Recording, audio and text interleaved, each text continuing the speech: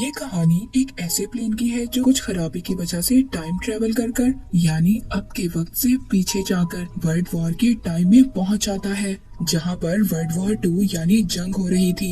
कहानी के शुरू में एक प्लेन को दिखाया जाता है। उस प्लेन में कैप्टन और पायलट थे। कैप्टन कहता है कि मौसम बिल्कुल साफ है और हम लोग 1 घंटे में पहुंच जाएंगे। सब कुछ बिल्कुल ठीक चल रहा था, पर अचानक से प्लेन की सारी डिवाइसेस खराब होना शुरू हो जाती हैं।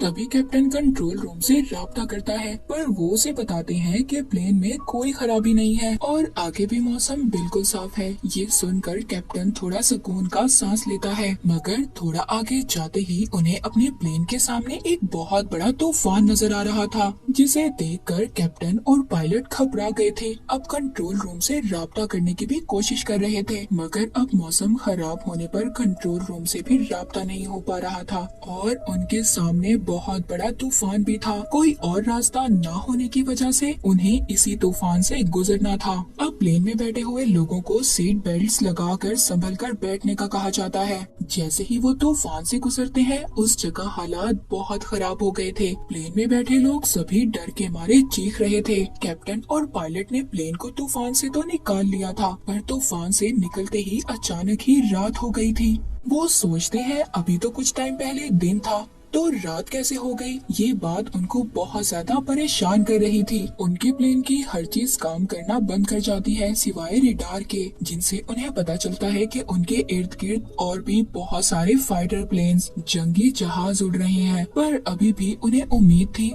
शायद उनके प्लेन में कोई खराबी है और कंट्रोल रूम उसको ठीक कर लेगा, और वो आगे बढ़ना जारी रखते हैं। अब तक उनको 30 मिनट हो चुके थे, मगर कंट्रोल रूम से उनको कोई भी सिग्नल नहीं मिल रहा था। कैप्टन अब ये फैसला करता है कि वो लोग प्लेन को नीचे लेकर जाएंगे और पता करेंगे कि आखिरकार बात क्या है। और जैसे ही वो लोग प्लेन को नीचे लेकर जा रहे होते हैं, तो उनको रडार में कुछ और प्लेन्स के उड़ने का सिग्नल मिलता है। तभी पायलट कैप्टन से कहता है ये नॉर्मल जहाज नहीं है, ये जंगी जहाज है। तभी उनकी नजर जब नीचे पड़ती है, तो वो बहुत सारे प्लेन्स को देखते हैं जो एक शहर पर बॉम्ब से हमला कर रहे थे, और उन्हें देखकर ऐसा लगता है जैसे कोई जंग चल रही हो। प्लेन के सभी मुसाफिर भी जब ये देखते हैं तो वो बहुत ज्यादा डर गए थे। पर तभी प्लेन का स्टाफ आता है जो उन्हें कहता है कि डरने की कोई बात नहीं, सब कुछ हमारे कंट्रोल में है। उधर कैप्टन और पायलट भी डरे हुए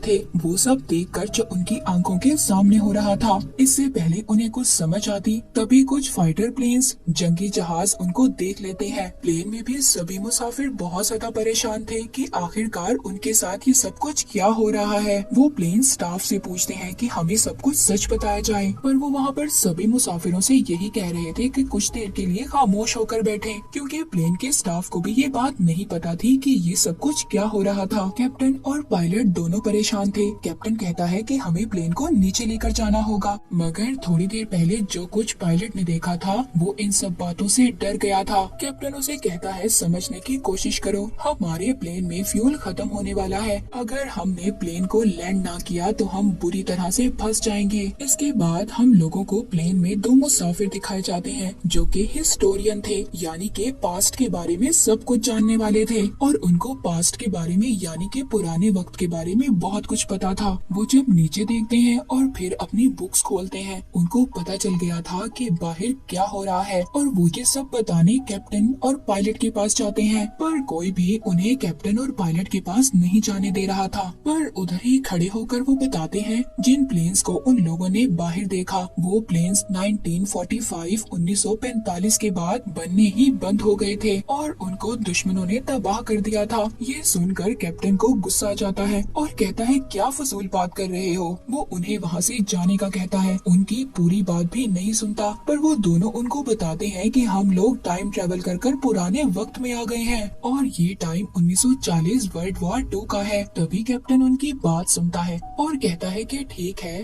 तुम्हें मैं टाइम देता हूँ, तुम मुझे अपनी स्टोरी बता सकते हो। कैप्टन भी उनकी बात सुनकर उलझन में था। उनसे कहता है जाओ अपनी सीट पर बैठ जाओ और बाकी मुसाफिरों को ये बात बताने से मना करता है। फिर इसके बाद दोनों वो दोबारा से प्लेन को आगे ले जाते हैं। तभी उनका राब्ता एक आर्मी ऑफिसर से होता है जो अपने कंट्रोल रूम में बैठा था और इनको अपने बारे में बताने का कहता है। वो बताते हैं कि हम लोगों को हेल्प चाहिए, पर अब उस आर्मी ऑफिसर को शक था कि ये लोग उनके दुश्मन तो नहीं। वो ऑफिसर भी इनकी सभी बातें सुनकर बहुत ज्यादा परेशान था। कैप्टन उससे आज की डेट पूछता है जिस पर वो 17 जून 1940 बताता है। कैप्टन ये बात सुनकर बहुत ज्यादा परेशान हो गया था क्योंकि वो लोग तो 2015 में जी रहे थे। इसको उन दोनों मुसाफिरों की बात याद आ रही थी जो हिस्टोरियन थे, जिन्होंने पहले इसको सब कुछ बताया था। अब ये उन दोनों आदमियों को दोबारा से बुलाता है ताकि ये लोग उस आर्मी ऑफिसर से बात कर सके जिससे उनका राब्ता हुआ था। वो अब अपनी हिस्ट्री की बुक्स को चेक करते हैं और उस आर्मी ऑफिसर को बताते हैं कि बहुत बड़ा जहाज डूबने वाला है। वो आर्मी ऑफिसर हैरान था कि इतना बड़ा जहाज कैसे डूब सकता है और वो ये बात जाकर अपने बाकी आर्मी ऑफिसर्स को बताता है। उधर वो दोनों आदमी जो पास्ट के बारे में जानते थे वो पायलट्स को बताते हैं कि स्पेस खला में खराबी की वजह से हम टाइम ट्रेवल कर 1940 के टाइम में आ गए हैं, पर ये सब बस कुछ टाइम के लिए है क्योंकि हम लोग यहाँ के नहीं हैं और जल्द ही हम लोग दोबारा अपने टाइम में चले जाएंगे। पर अब सिर्फ हमें उस टाइम का इंतजार करना होगा और यहाँ पर जो जंग हो रही है इससे अपनी जान बचानी होगी। तभी ये बातें बाहर खड़ा एक आदमी सुन लेता है और सबको जाकर बताता है कि हम लोग वर्ल्ड वॉर 2 के टाइम में आ गए हैं और हमारी जान खतरे में है। मगर कोई भी उसकी बात पर यकीन नहीं कर रहा था। कुछ 2-4 लोग ऐसे थे जो उसकी बातों में आ गए थे। तभी वहाँ 2 सोल्जर आते हैं जो इस प्लेन में ही सफर कर रहे थे। वो सब लोगों को आराम से अपनी अपनी सीट्स पर बैठने का कहते हैं क्योंकि वो ये नहीं चाहते थे कि कोई भी मुश्किल वक्त में बेवकूफी करे। पर अब दोबारा से कंट्रोल ऑफिस से आर्मी ऑफिसर उनसे राब्ता करता है और बताता है कि आपने जो हमें जहाज के बारे में बताया था वो सब ठीक है। आप लोगों की वजह से बहुत सारे लोगों की जान बच गई। अब वो इनकी मदद करने के लिए तैयार थे।